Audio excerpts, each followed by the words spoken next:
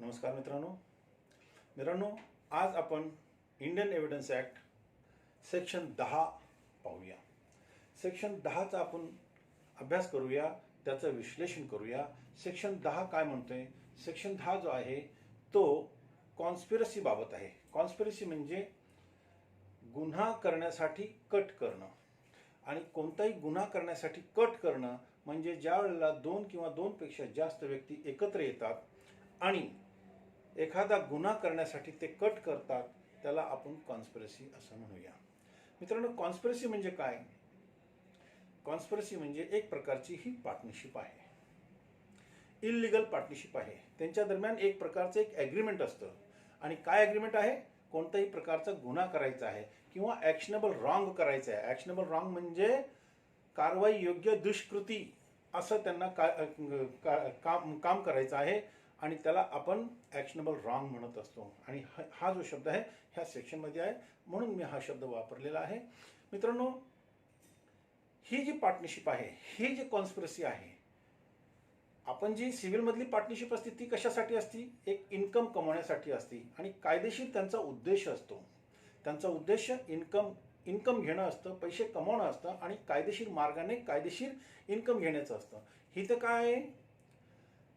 बेकायदेशीर कृत्य करण्यासाठी ही पार्टनरशिप आहे. बेकायदेशीर काम करण्यासाठी हे एक प्रकारचे कट आहे. थोडक्यात बेकायदेशीर काम करणं किंवा कायदेशीर काम बेकायदेशीर पद्धतीने करणं, ह्याला आपण कॉन्स्पिरसी म्हणूया. मित्रांनो, कॉन्स्पिरसी ह्याची जी बेरेट लँग्वेज आहे ती मी इथं बोर्डावर लिहिलेली आहे. मी एकदा आपल्याला दाखवतो आणि मग त्याचं आपण विश्लेषण करू. त्याचे जे इन्ग्रेडियंट्स आहे ते आपण समजून घेऊया. काय म्हटलेलं आहे बघूया. Things done. सेक्शन 10 ची ही बेरेट लँग्वेज आहे. Section 10 of the Indian Evidence Act. Things said or done by conspirator in reference to common design. Common design म्हणजे त्यांचा जो कॉमन इंटेन्शन आहे त्या बाबतीत त्यांनी जे काही कृती केली किंवा जे काही बोललं, म्हणजे कॉन्स्पिरसीच्या दरम्यान त्यांनी जे काही केलं किंवा ते जे काही बोलतील ते रेफरन्स ते जे आहे ते रिलेव्हंट आहे असं ह्याच्यात सांगितलेलं आहे. मित्रांनो, पुढे काय सांगितलं आपण बघूया. Where there is reasonable ground to believe. Where there is reasonable ground to believe म्हणजे काय? असं रास्त कारण आहे असा विश्वास करण्यासाठी. Where there is reasonable ground to believe म्हणजे रास्त कारण आहे असं विश्वास करण्यासाठी. काय म्हटले पुढे? That two or more persons have conspired together. दोन किंवा दोनपेक्षा जास्त व्यक्तीने कॉन्स्पायर्ड टुगेदर म्हणजे कट केला आहे. टुगेदर एकत्रित. पुढे काय? कशासाठी केलंय? To commit and offence. एक गुन्हा करण्यासाठी त्यांनी ते एकत्र आलेले आहेत. ते कॉन्स्पिरसी केलेली आहे. काय? एक गुन्हा करण्यासाठी. किंवा काय म्हटलेलं आहे? Actionable wrong. ॲक्शनेबल रॉंग याचा अर्थ कारवाई करणे योग्य दुष्कृती. त्याला आपण मराठी शब्द काय म्हणू? ॲक्शनेबल क्लेम म्हणजे कारवाई योग्य दुष्कृती असा शब्द आहे. तर हे जे दोन जण आहेत ते एकत्र का आले आहेत? त्यांना एक गुन्हा करायचा आहे किंवा कारवाई योग्य दुष्कृती करायची आहे. आता इथं पुढे काय म्हटलेलं आहे? Anything said, done or written. हे तीन शब्द ह्या ह्या सेक्शन्सची महत्वाचे शब्द आहेत. काय? Anything said, done or written. by any one of such persons. जे व्यक्ती आहेत दोनपेक्षा जास्त, त्यांच्यापैकी कोणीही एका व्यक्तीने, persons, in reference to their common intention. आणि त्यांचा जो कॉमन इंटेन्शन आहे, त्यांचा जो कॉमन उद्देश आहे, त्याला अनुसरून त्यांनी अनुसरून काय केले? बोलले, केले आणि लिहिले. ह्या तीन गोष्टी त्यांनी केलेल्या आहे कुठल्याही एका व्यक्तीने. After the time when such intention was first entertained by any one of them. हा जो शब्द आहे हा फार महत्वाचा आहे मित्रांनो. आफ्टर द टाइम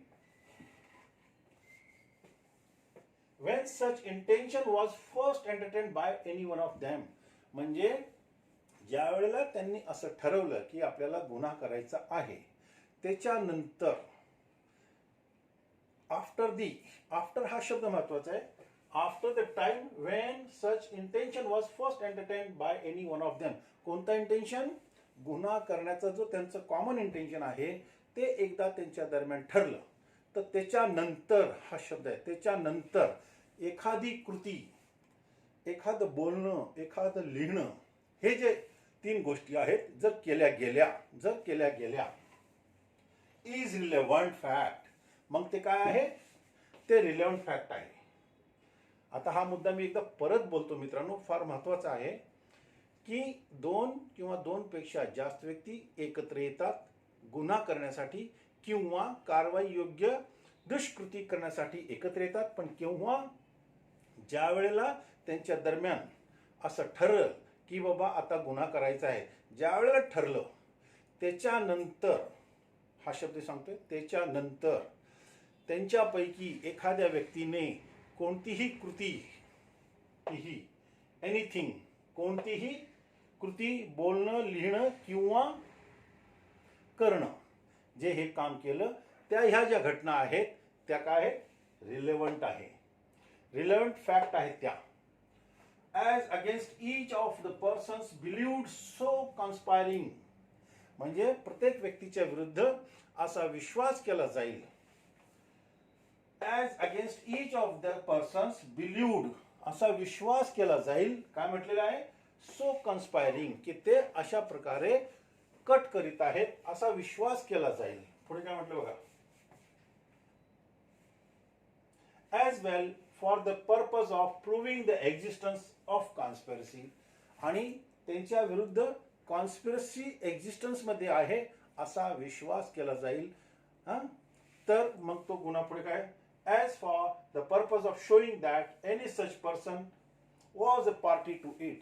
आणि मग असा विश्वास केला जाईल की त्यांच्यापैकी जो व्यक्ती आहे तो प्रत्येक व्यक्ती त्या कॉन्स्पिरसीचा पार्ट आहे. मित्रांनो, हा मुद्दा आपल्या लक्षात आला असेल. एकदा मी पुन्हा ह्याला सांगतोय की when 2 or more persons comes together for committing an offense or actionable wrong in furtherance of the common intention and such act, त्याच्यामध्ये काय? and such act done, said or written by any one of the persons of this conspiracy. आणि त्यांनी जे हे असे कृत्य केले ते काय होईल? रिलेव्हंट होईल. ते रिलेव्हंट होईल कशामध्ये? कॉन्स्पिरसीमध्ये. आणि अशा प्रकारे केलेले जे कृत्य आहे ते असा विश्वास करण्यासाठी योग्य आहे की त्यांनी कॉन्स्पिरसी केली आहे, त्यांनी कट केलं आहे असं मानलं जाईल. मित्रांनो, ह्याच्यामधले जे इन्ग्रेडियंट्स आहेत आपण लक्षात ठेवावे. सगळ्यात महत्त्वाचं काय? 2 किंवा 2 पेक्षा जास्त व्यक्ती, 2 or more persons, हा महत्त्वाचा इन्ग्रेडियंट आहे. त्यानंतर काय म्हटलेलं आहे? To commit an offence or actionable wrong. दुसरा इन्ग्रेडियंट काय आहे? To commit a offence or actionable wrong, हा सेकंड त्यातला पॉईंट आहे. थर्ड काय आहे त्याच्यामध्ये? Anything said, done or return.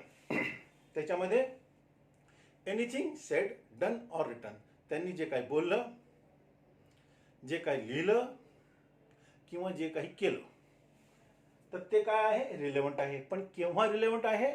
ज्या वेळेला, हा एक महत्त्वाचा मुद्दा आहे, हा महत्त्वाचा शब्द आहे, ज्या वेळेला त्यांच्या दरम्यान असं ठरेल.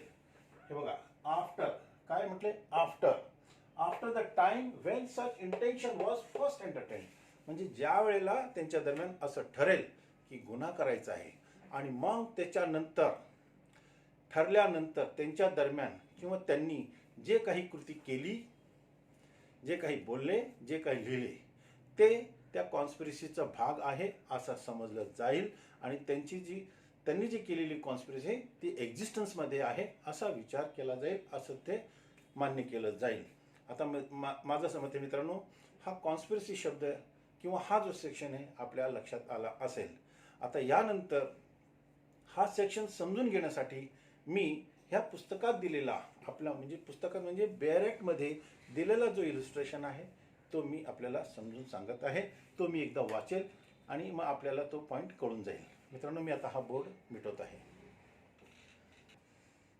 मित्रांनो, आपल्या पुस्तकात जो एक्झाम्पल दिलेला आहे, आपल्या पुस्तकात अर्थात बॅरेट लँग्वेजमध्ये जो इलिस्ट्रेशन दिलेला आहे त्याचा मी खुलासा इथे देत आहे. काय तो इलिस्ट्रेशन काय आहे तो असं बघा आपण की ए एक व्यक्ती आहे आणि त्याच्यावरती त्याने भारत सरकारच्या विरुद्ध युद्ध पुकारल्याचा आरोप आहे. ए ह्या व्यक्तीवर भारत सरकारच्या विरुद्ध युद्ध पुकारल्याचा आरोप आहे. आपण हा इलिस्ट्रेशनद्वारे हे कट कारस्थान आपण व्यवस्थित समजून घेऊया. तर ह्याच्यासाठी काय झालेलं आहे, बीने काय केलेलं आहे, बीने फॉरेनमध्ये युरोपमध्ये आर्म्स कलेक्ट केलेले. Arms B procured arms in Europe.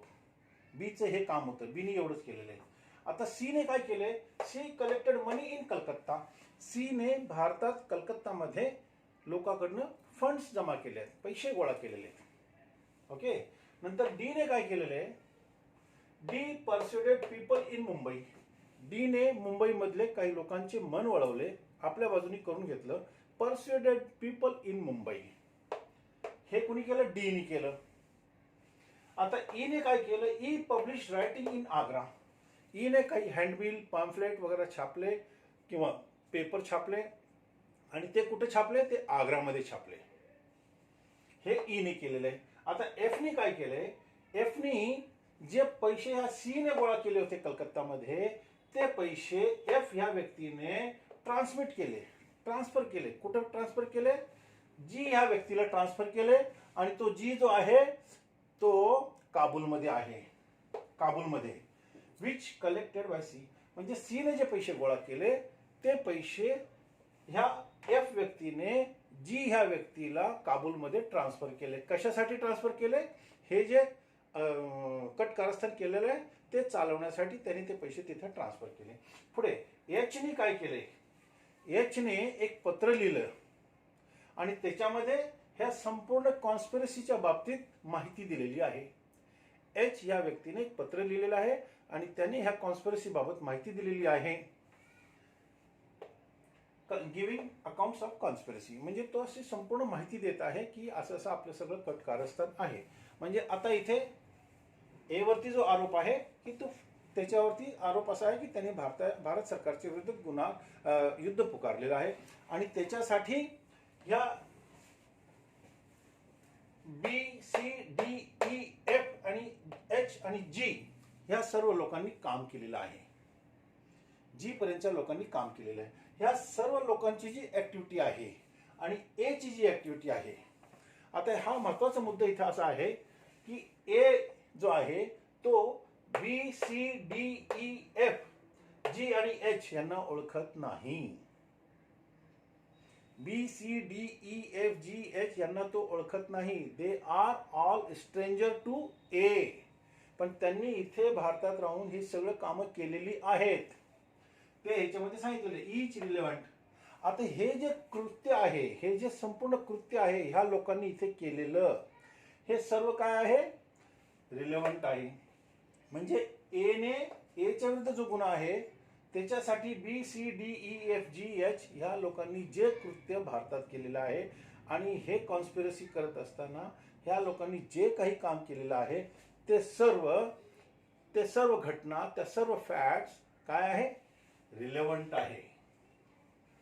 तर मित्रांनो, ह्याच्यामध्ये एक सांगितलेलं आहे की हे B C D E F G H हे ए बरोबर ए चे ओळखीचे नाही, ते स्ट्रेंजर आहेत.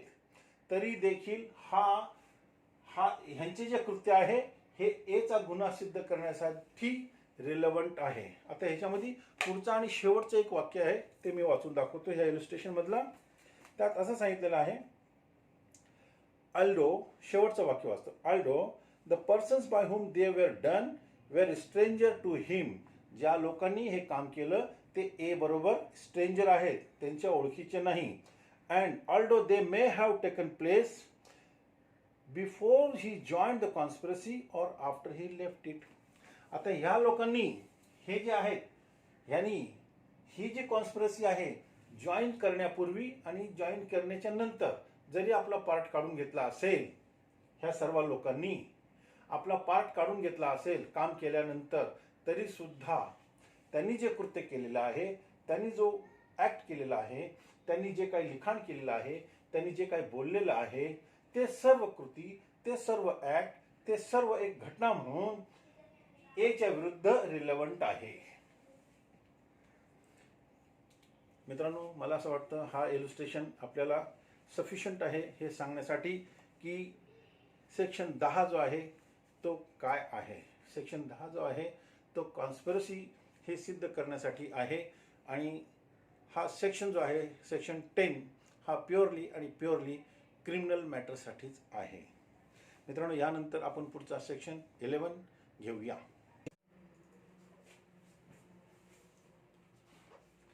मित्रांनो, सेक्शन 11 काय म्हणते?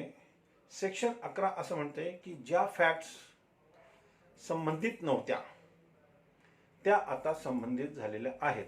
अर्थात बॅरेट लँग्वेज जर आपण वाचली ती पहिले आपण एकदा वाचून घेऊ, त्यानंतर आपण बोर्डावर त्याचं विश्लेषण करूया.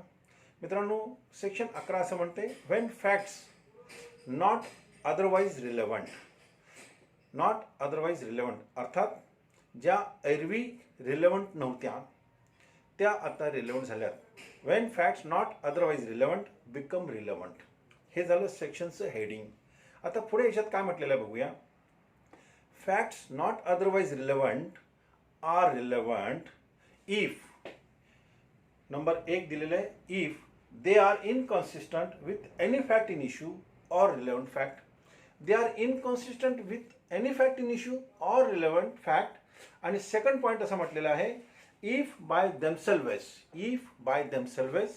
or in connection with other facts they make the existence or non-existence of any fact in issue or relevant fact highly probable or improbable.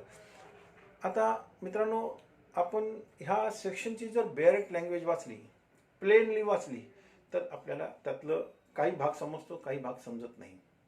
परंतु आपण त्या बॅरेट लँग्वेजला इंडियन एव्हिडन्स ॲक्ट सेक्शन 11ची जी बॅरेट लँग्वेज आहे त्याचं आपण आता विश्लेषण करूया. सेक्शन 11 मध्ये पहिले काय म्हटलेलं मी बोर्डावर जे लिहिलेलं आहे त्याचं विश्लेषण करतो. मित्रांनो, when facts not otherwise relevant become relevant अर्थात ज्या घटना एरवी संबंधित नाहीत पण त्या संबंधित होतात. कशा संबंधित होतात ते बघा. Facts not otherwise relevant are relevant if they are inconsistent with any fact in issue or relevant fact. अर्थात की जर त्या फॅक्ट्स जे फॅक्ट इन इश्यू आहे किंवा जे रिलेव्हंट फॅक्ट आहे त्याला इनकन्सिस्टंट साबित करणारी आहे, म्हणजे त्या फॅक्ट इन इश्यू किंवा रिलेव्हंट फॅक्ट्सच्या अगदी उलट आहे, तर त्या फॅक्ट्स रिलेव्हंट होतात. त्यानंतर दूसरा पॉइंट म्हटलेला आहे इफ बाय देमसेल्व्स और in connection with other facts. If by themselves त्या घटना स्वतः किंवा in connection with other facts दुसऱ्या घटनेशी संबंधित त्या घटना. बाय देमसेल्व्स और in connection with other facts they make the existence और non existence of any fact in issue और रिलेव्हंट फॅक्ट हायली प्रॉबेबल और इम्प्रॉबेबल. त्या घटना स्वतः किंवा इतर घटनेशी संबंधित त्या घटना जे मेन फॅक्ट इन इश्यू आहे किंवा जे रिलेव्हंट फॅक्ट आहे त्याला ते हायली प्रॉबेबल किंवा हायली इम्प्रॉबेबल करतात. हायली प्रॉबेबल म्हणजे अगदी ते संभव आहे असं किंवा असंभव आहे असं ते करत आहेत त्या घटना, त्यामुळे त्या घटना रिलेव्हंट आहे. ह्याच्यामध्ये आपल्याला पुस्तकामध्ये एक एक्झाम्पल दिलेलं आहे, इलुस्ट्रेशन दिलेलं आहे. तो इलुस्ट्रेशन असा दिलेला आहे की ए वर बीचा मर्डर केल्याचा आरोप आहे. ज्या दिवशी मर्डर केला त्या दिवशी ए वर असा आरोप आहे. आपण तो जो रिलेव्हंट इलुस्ट्रेशन आहे तो मी वाचित आहे. The question is whether A committed crime at Calcutta on a certain day. आपल्या पुस्तकात जो इलुस्ट्रेशन दिले होते आता फॅक्ट काय म्हटलेलं आहे, the fact that on that day A was at Lahore in relevant. त्या दिवशी ए हा कलकत्तामध्ये नव्हता, त्या दिवशी तो लाहोरमध्ये होता. मग हा मुद्दा रिलेव्हंट झालेला आहे. तसं म्हणायला गेलं तर तो लाहोरला होता की नव्हता ह्याच्याशी काही संबंध नाही, कारण त्याच्यावरती आरोप आहे की त्यांनी एने बीचा मर्डर केलेला आहे. परंतु ए असं साबित करीत आहे की त्या दिवशी मी त्या रिलेव्हंट टाईमला, ज्या दिवशी ही घटना घडली त्या दिवशी मी लाहोरमध्ये होतो. मग अशी जर परिस्थिती असेल, तसं म्हणायला गेलं तर तो लाहोरमध्ये होता, ही घटना इरिलेव्हंट आहे, म्हणजे नॉट अदरवाईज नॉट रिलेव्हंट. परंतु ज्यावेळेस तो कोर्टासमोर ही घटना आणतो मग ते काय होतात, रिलेव्हंट होतात. याला आपण प्ली ऑफ अलिबी म्हणतो. प्ली ऑफ अलिबी म्हणजे घटनेपासून आपण दुसरी ठिकाणी होतो असा त्याचा अर्थ आहे. आता मित्रांनो याच्यामध्ये काय पुढे सांगितलं ते बघा. The fact that near the time when the crime was committed. Near the time म्हणजे ज्या वेळेला घटना घडली, when the crime was committed त्यावेळेला. The fact that near the time, ज्या घटना घटनेच्या वेळेला अगदी जवळ 5-10 मिनिटाच्या अंतरावर, A was at a distance from the place where it was committed. आणि त्यावेळेला जो आरोपी आहे तो काही अंतरावर, अर्थात एक 2 किलोमीटर अंतरावर त्यावेळेला तो तिथे होता, 2 किलोमीटर अंतरावर होता. आता ह्या केसमध्ये म्हणजे दुसरा एक्झाम्पल आहे त्याच्यात दिलेलं आहे की त्यावेळेला जर एचा असा डिफेन्स असेल की ज्या वेळेला अशी घटना घडली त्यावेळेला मी त्या घटनेपासून, त्या ठिकाणापासून मी 2 किलोमीटर अंतरावर होतो, त्यामुळे मला हे गुन्हा करता येणार नाही किंवा मी केलेलं नाही. पुढे काय दिलेलं आहे, which would render it highly improbable do not impossible.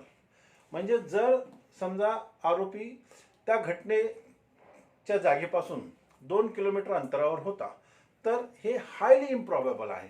डो इट इज नॉट इम्पॉसिबल, पण तसं ते इम्पॉसिबल पण नाही की एखादा माणूस 5 मिनिटांमध्ये मोटरसायकलवरती येऊन खून करून पुन्हा त्या दुसऱ्या जागेवरती जाऊ शकतो. परंतु कोर्ट असं म्हणेल की नाही, हे इम्प्रॉबेबल आहे, हे सिद्ध करावं लागेल. That he committed is relevant. मग ह्या ज्या घटना आहेत ह्या सगळ्या रिलेव्हंट आहे.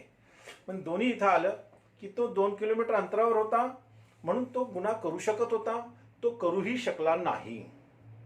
मग त्यावेळेला तो तिथे होता का नाही होता हा एक महत्त्वाचा मुद्दा आहे. आणि एचा असा डिफेन्स आहे की ज्यावेळेला घटना घडली त्यावेळेला मी तिथे नव्हतो.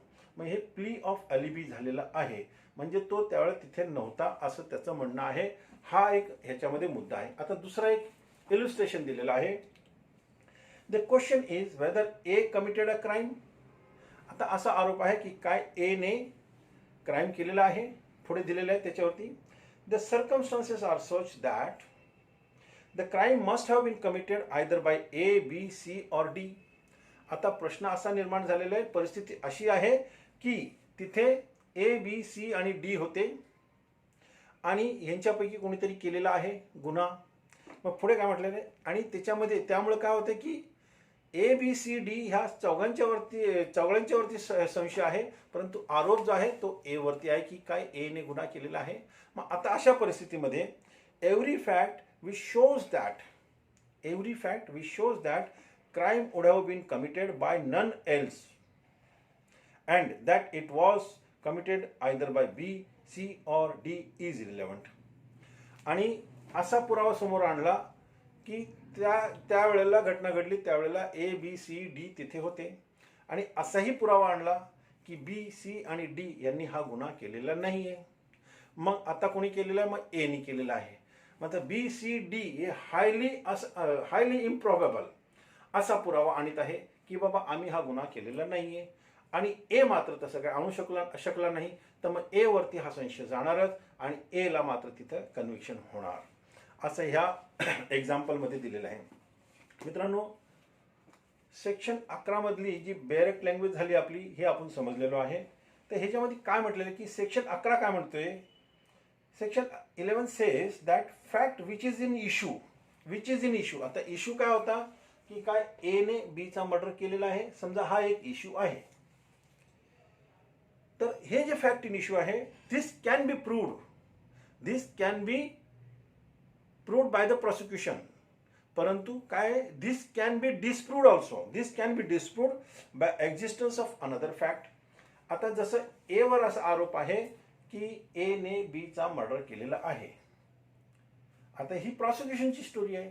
आता ही जी स्टोरी आहे, how it can be disproved, it can be disproved by bringing another fact. आता अनदर फॅक्ट काय आहे, ए अशी फॅक्ट कोर्टासमोर आणू शकतो की मी तिथे नव्हतो, मी दुसऱ्या ठिकाणी होतो. समजा पुण्यामध्ये एक मर्डर झालेला आहे आणि ए वरती असा आरोप आहे की ए ने बी चा मर्डर केलेला आहे, पण ए असा पुरावा समोर आणत आहे की मी त्या दिवशी त्यावेळेला मुंबईला होतो. त्यांनी तिथले काही रेकॉर्डिंग्स, एखादी मीटिंग अटेंड केली असेल त्यावेळेचं मिनिट्स असेल, ह्या सगळ्या गोष्टी त्यांनी कोर्टासमोर आणल्या. तर मग काय झालं, त्यांनी दुसरी घटना कोर्टासमोर आणली आणि त्यामुळं फॅक्ट इन इश्यू जे आहे, ए ने बीचा मर्डर केला आहे आणि हा काय करतोय, दुसरी फॅक्ट कोर्टासमोर आणतोय आणि पोलिसांची म्हणजे प्रॉसिक्युशनची जी स्टोरी आहे ती डिस्प्रूव्ह करत आहे. मग त्याला आपण प्ली ऑफ अलिबी म्हणतो. आणि इथे जसं ए वर जो आरोप आहे की त्यांनी गुन्हा केला आहे की नाही केला, त्यांनी जी दुसरी घटना आणली तसं म्हणायला गेलं तर ते इरिलेव्हंट आहे. थोडक्यात अदरवाईज नॉट रिलेव्हंट. सुरुवातीला ते रिलेव्हंट नव्हतं, पण ज्या वेळेला त्यांनी आपली पुरावे हे कोर्टासमोर आणले तर त्या ह्या सगळ्या गोष्टी हायली प्रोबेबल असं झालेलं आहे आणि ते असं सिद्ध करत आहे की गुन्हा घडलेला नाही आहे. म्हणजे highly probable and highly improbable असं ते फॅक्ट इन इश्यूला साबित करत आहे. म्हणजे फॅक्ट इन इश्यू एक्झिस्टन्समध्ये आहे किंवा नाही हे ह्याच्यावरती तो प्रश्न टाकत आहे, हे करत आहे, पुरावा आणत आहे. पुन्हा एकदा आता आपण ह्या इलुस्ट्रेशनला समोर ठेवून आपण घेऊया की ए वर असा आरोप आहे बी चा मर्डर केलाय, बरोबर. Whether A caused murder of B. आणि ए ने असं सांगितलं, ए वर असं जेव्हा आरोप असतो त्याच्यात काय सांगितलं नाही, facts otherwise relevant, facts otherwise not relevant becomes relevant. आता ते सांगितलं if they are inconsistent with any fact in issue or relevant fact. आता ए ने काय फॅक्ट आणली की मी त्यावेळेला पुण्यामध्ये नव्हतो. जर ए असं म्हणत असेल की मी ज्या वेळेला घटना घडली त्यावेळेला मी पुण्यात नव्हतो, तो हेच म्हणतोय इफ दे आर इनकन्सिस्टंट. इनकन्सिस्टंट म्हणजे जे फॅक्ट इन इश्यू आहे त्याच्या तो अगदी उलट बोलत आहे, किंवा फॅक्ट इन इश्यू किंवा जे रिलेव्हंट फॅक्ट आहे त्याच्या संदर्भात जे पुरावे प्रॉसिक्युशन तर्फे आल्यात ते अगदी त्याच्या तो उलट बोलत आहे, तो अगदी उलट पुरावा देत आहे. तसंच if bye themselves or in connection with other facts, त्या ज्या घटना आहेत, तो जो घटना समोर आणत आहे त्या घटना किंवा इतर ज्या संबंधित घटना आहेत ते जे कोर्टासमोर आणत आहे, त्या घटना म्हणजे दे make the existence or non-existence of any fact in issue or relevant fact highly probable or improbable. त्यामुळे असं होत आहे की जी घटना घडलेली आहे, जे फॅक्ट इन इश्यू आहे की जेव्हा ते रिलेव्हंट फॅक्ट आहे हे हायली प्रॉबेबल झालेलं आहे किंवा हायली इम्प्रॉबेबल झालेलं आहे. मित्रांनो आपल्या इंडियन एव्हिडन्स ॲक्टमध्ये आणखीन 2 वेगळे सेक्शन्स आहेत, सेक्शन 103 आणि 108, जे सेक्शन 11 सारखेच आहेत. अर्थात जसं सेक्शन 11 मध्ये सांगितलेलं आहे की facts which are otherwise irrelevant, अर्थात facts which are otherwise not relevant become relevant. म्हणजे काय की ते फॅक्ट इन इश्यूच्या अगदी उलट सांगत आहे किंवा फॅक्ट इन इश्यूच्या अगदी इनकन्सिस्टंट जर गोष्ट करत असेल तर काय होतं की जी फॅक्ट इन इश्यू आहे ते हायली प्रॉबेबल किंवा हायली इम्प्रॉबेबल होते. आता section 103 of the Indian evidence act काय म्हणत आहे ते आपण पहिले एकदा त्याची डायरेक्ट लँग्वेज वाचूया, मग त्याचा अर्थ आपण समजून घेऊया. सेक्शन 103 असं म्हणते, burden of proof as to particular fact. एखादी घटना सिद्ध करण्याची जबाबदारी कोणावरती आहे ते हे झालं हेडिंग. त्यात काय म्हटलेलं आहे, the burden of proof as to any particular fact lies on that person.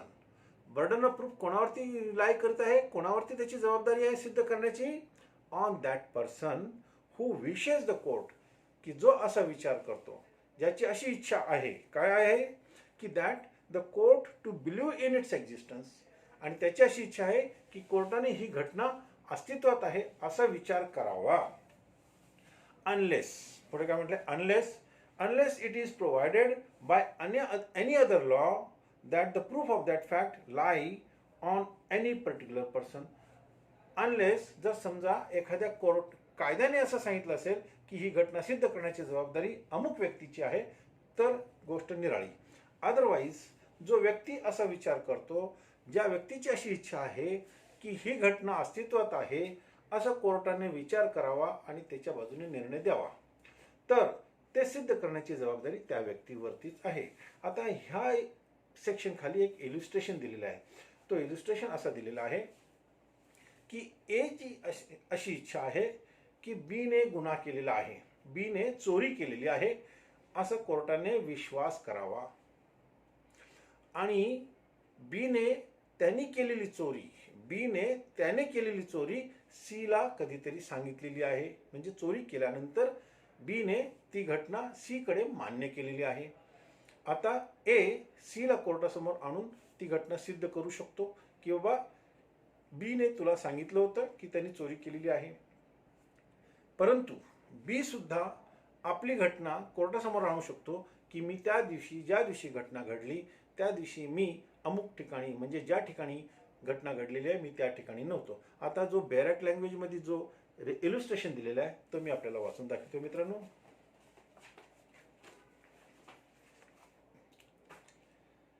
A prosecutes B for theft and wishes the court, आणि त्याची इच्छा काय, and wishes the court to believe that B admitted the theft to C. आता मग काय म्हटलेलं आहे, A must prove this admission. मग A ने हे जे ऍडमिशन केलेलं आहे, हे जे त्याने B ने C कडे ऍडमिशन केलेलं आहे ते त्यांनी सिद्ध करायला पाहिजे. आता B काय करतोय, B विशेस, आता B ची इच्छा काय आहे, तो काय म्हणतो, B wishes the court to believe that. आता बी असं सिद्ध करायचा प्रयत्न करीत आहे की that at that time in question he was elsewhere, तो दुसरीकडे कुठेतरी होता. He must prove it. आता ह्याचा अर्थ असा झाला की जेव्हा ए असा आरोप करतो, जेव्हा ए असा विश्वास करतो, असा विचार करतो आणि कोर्टाकडे अशी मागणी करतो की बी ने चोरी केलेली आहे आणि बी ने ही घटना सी कडे मान्य केली होती, तर मग एचं काम आहे सी ला कोर्टामध्ये आणायचं आणि ही घटना त्याच्या सी कडनं कोर्टासमोर स्टेटमेंट घेऊन द्यायचं. पण बी असं म्हणतो की मी त्या दिवशीही ते नव्हतोच. आता बी ने सुद्धा कोर्टासमोर ही घटना आणलेली आहे. त्यामुळे काय होतंय मित्रांनो, इथे बघा आपण, इफ बाय देमसेल्व्स और in connection with other facts they make the existence or non-existence of any fact in issue or relevant fact highly probable or highly improbable. आणि ह्या दोघांच्या घटनेमुळे काय झालंय, कोर्टासमोर दोन्ही गोष्टी कशा आल्यात, हायली प्रॉबेबल आहे, हायली इम्प्रॉबेबल आहे. मग आता काय झालेलं आहे, म्हणजे सेक्शन 103 हा जो आहे आपल्याला सेक्शन 11 बरोबर वाचला पाहिजे, म्हणजे कधी जर असं वेळ आली तर दोन्ही सेक्शन एकमेकांशी संबंधित आहे. आता सेक्शन 108 काय म्हणते, सेक्शन 108 असं म्हणतोय की एखादा व्यक्ती जर सतत 7 वर्षापर्यंत कोणाला दिसला नाही किंवा त्याचा अत्ता पत्ता लागला नाही तर तो मयत झाला आहे किंवा त्याची डेथ झालेली आहे असं कोर्ट डिक्लेअर करू शकतो. आता सेक्शन 108 ची बॅरॅक लँग्वेज काय आहे ती मी आपल्याला वाचून दाखवतो. सेक्शन 108 असं म्हणते, burden of proving that person is alive who has not been heard for 7 years, जो 7 वर्षापर्यंत त्याची माहितीच कळालेली नाही, त्याच्या बाबतीत काही माहिती मिळालेली नाही की त्याच्या बाबतीत काही कोणाला कळालेलं नाही. provided that when the question is whether a man is alive or dead. आता कोर्टासमोर असा प्रश्न आहे की तो माणूस मयत आहे का जिवंत आहे, परंतु तो 7 वर्षापर्यंत कोणालाही दिसलेला नाही, कोणालाही त्याच्या बाबतीत माहिती नाही. तर मग आता काय झालेलं आहे, अँड इट इज प्रूव्ड. मग आता असं काय झालेलं आहे, असं सिद्ध केलेलं आहे, and it is proved that he has not been heard for 7 years. By those who would naturally have heard of him. आणि जे व्यक्ती त्याचे नातेवाईक आहेत, आई बहीण भाऊ जे कोण असतील नातेवाईक, त्यांना त्याचा सुगावाच लागलेला नाही, त्यांना त्याच्या बाबतीत काहीच माहिती नाही, तर अशा परिस्थितीमध्ये तो काय झालेला आहे, तो डेड झालेला आहे. If he had been alive, मग आता पुढे काय म्हटलेलं आहे, जो व्यक्ती if he had been alive the burden of proving that he is alive. आता एक दुसरा काय म्हणतोय, तो मी पाहिलेला आहे. Shifted to the person who affirms it, जो असं म्हणतो की मी त्याला गेल्या वर्षी मागच्या वर्षीच पाहिलेलं आहे किंवा त्याला 2 वर्ष मी पाहिलेलं आहे. मग आता हे जे बर्डन आहे की तो 7 वर्षाच्या आतमध्ये दुसऱ्या लोकांचं म्हणणं असं काय आहे की तो 7 वर्षापर्यंत आम्हाला दिसलेला नाही, त्याच्या बाबतीत काही आम्हाला माहिती नाही किंवा त्याच्या बाबतीत कोणतीही माहिती मिळालेली नाही. परंतु एक व्यक्ती असा कोर्टासमोर सांगतोय की नाही, मी त्याला मागच्या वर्षी पाहिलं आहे, मी त्याला 2 वर्षापूर्वी पाहिलेलं आहे. मग आता ही जे बर्डन आहे हे त्या व्यक्तीवर शिफ्ट झालेलं आहे ज्यांनी आता असं अफर्म केलं आहे की मी त्याला पाहिलेलं आहे. मित्रांनो, मग आता पाहिलेलं आहे म्हणून त्यांनी आपले पुरावे कोर्टासमोर आणले पाहिजे. आणि त्यामुळं जी परिस्थिती निर्माण झाली, जे फॅक्ट इन इश्यू आहे, तो फॅक्ट इन इश्यू काय आहे की तो मेलेला आहे. आता तो असे पुरावे कोर्टासमोर आणतोय की मी त्याला पाहिलेलं आहे. मग काय झालंय की त्याच्यासमोर तो कोर्टासमोर असे पुरावे आणतोय, त्यामुळं जे फॅक्ट इन इश्यू आहे ते हायली प्रॉबेबल होत आहे किंवा हायली इम्प्रॉबेबल होत आहे.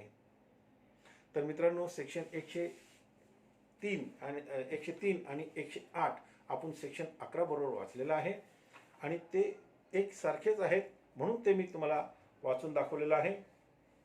मित्रांनो, सेक्शन 11 मध्ये जे प्ली ऑफ एलिबी आपण म्हणतो, ॲक्च्युली प्ली ऑफ एलिबी हा शब्द किंवा अलिबी हा शब्द कुठेही सेक्शन 11 मध्ये लिहिलेला नाही आहे. परंतु आपण जसं जसं अभ्यास करत जात असतो तसं तर आपल्याला कॉमेंट्रीमधनं हा शब्द वाचायला मिळालेला आहे. ज्यावेळेला हा कायदा अस्तित्वात आला त्यावेळेला अलिबी हा शब्द कुठेच लिहिलेला नाही आणि नंतर कालांतराने लेखकांनी ह्या शब्दाला ह्या सेक्शनला अलिबी असा एक स्वरूप दिला आणि असं सांगितलंय की सेक्शन 11 म्हणजे प्ली ऑफ अलिबी, म्हणजे ज्या दिवशी घटना घडली त्या दिवशी मी तिथे नव्हतो. आणि हा जो सेक्शन आहे आपल्याला प्रॅक्टिसच्या दृष्टीने, ॲडव्होकेट्स लोकांना प्रॅक्टिसच्या दृष्टीने फारच महत्त्वाचा असतो. बरेच ॲडव्होकेट्स किंवा आरोपी का होईना असा त्याच्यामध्ये ग्राउंड्स घेतात की मी त्या दिवशी तिथे नव्हतो. वास्तविक रूल असा आहे म्हणजे की जोपर्यंत गुन्हा सिद्ध होत नाही तोपर्यंत तो आरोपी इनोसेंट आहे असं मान्य केलं जातं. परंतु ज्यावेळेला एखादा आरोपी प्ली ऑफ एलिबीची डिफेन्स घेतो तर त्याला प्ली ऑफ एलिबीची डिफेन्स सुरुवातपासून घ्यावी लागते. एकदम शेवटच्या क्षणाला तो अलिबीचा डिफेन्स घेऊ शकत नाही. म्हणून त्याला आपला जो डिफेन्स आहे सुरुवातपासून आणावा लागतो की मी त्या दिवशी तिथे नव्हतो. आणि ज्यावेळेला प्रॉसिक्युशनचा एव्हिडन्स पूर्ण झाला की मग तो आपला डिफेन्स कोर्टासमोर आणू शकतो आणि स्वतःला कोर्टामध्ये साक्षीदार म्हणून सुद्धा तो आणू शकतो. आरोपी हा सुद्धा स्वतः साक्षीदार होऊ शकतो. ह्याबाबतची माहिती आपण नंतर पुढे विटनेसेस या चॅप्टरमध्ये घेऊया. तो चॅप्टर आपल्याला माहीत आहे, सेक्शन 118 पासून सुरू होतो आणि 134 पर्यंत असतो. कोण व्यक्ती कॉम्पिटंट विटनेस आहे आणि कोण व्यक्ती कॉम्पिटंट विटनेस नाही हा आपण त्यावेळेला अभ्यास करूया. मित्रांनो, माझं असं मत आहे सेक्शन 11, सेक्शन 103, 108 आणि सेक्शन 10 आपण फार सखोल अभ्यास केलेला आहे आणि तो आपल्याला हे सर्व सेक्शन्स आपल्याला समजले असतील. मित्रांनो, मी आपल्या सर्वांना विनंती करतो की जर आपल्याला माझा हा व्हिडिओ आवडला असेल तर आपण सर्वांनी माझ्या यूट्यूब व्हिडिओला लाईक करावं, सबस्क्राईब करावं. तसंच माझा मोबाईल नंबर आहे 9960977925. यावर मला आपण मेसेज पाठवा जेणेकरून मला प्रोत्साहन मिळेल. तसेच आपण जे व्हिडिओ पाहत आहेत माझे ते सर्व व्हिडिओ आपण आपल्या मित्रांना सुद्धा पाठवा, त्यांना सुद्धा याचा फायदा होऊ द्या. धन्यवाद.